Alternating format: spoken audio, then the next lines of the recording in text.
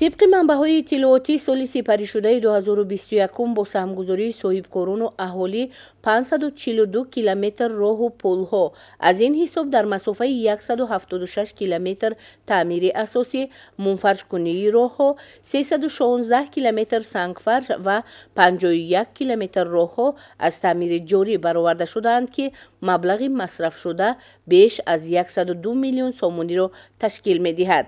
سال روان نیز این اقدام آبادگرایانه که بر رشد محل مساعدت می‌کند از جانب ساکنان و صاحبکاران با همت ادامه دارد. ساکنان دهه ینگی یول جماعت شهرک کیرف ناحیه وخش با جانبداری از سیاست آبادگرایانه رهبریت حکومت کشور با مقصد در عمل تطبیق نمودن دستور و سفارش‌های پرزیدنت مملکت پیشروی ملت محترم امامعلی رحمان در جاده سهمگذاری در رشد محل اقدام آبادگرایانه را پیشه کردند. با سهم ساکنان در مسافه نزدیک 2 کیلومتر راهی حدودی دهه ینگی یول سنگ فرش کرده شد.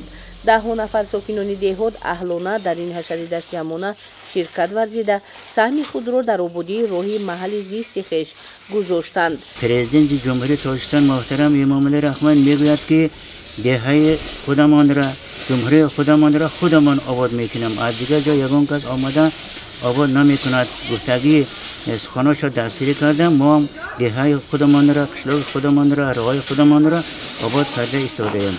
نصیب باشه اینمی زعبارمان اینمی پرشدگی یاران نصیب باشه تازه میکنیم. این قریب 2 کیلومتر می باشد. یاران بچه‌ها قطع تازه میکنیم.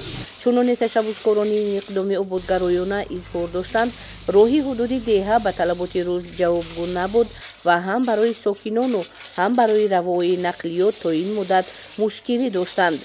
ساکنان میگویند با پیدا شدن امکانیت خوبتر و یا دستگیری صاحبکاران با همت آمادند که این راه را در آینده منفرش کنند و در آبادی یک گوشه دیار سهمگذار باشند.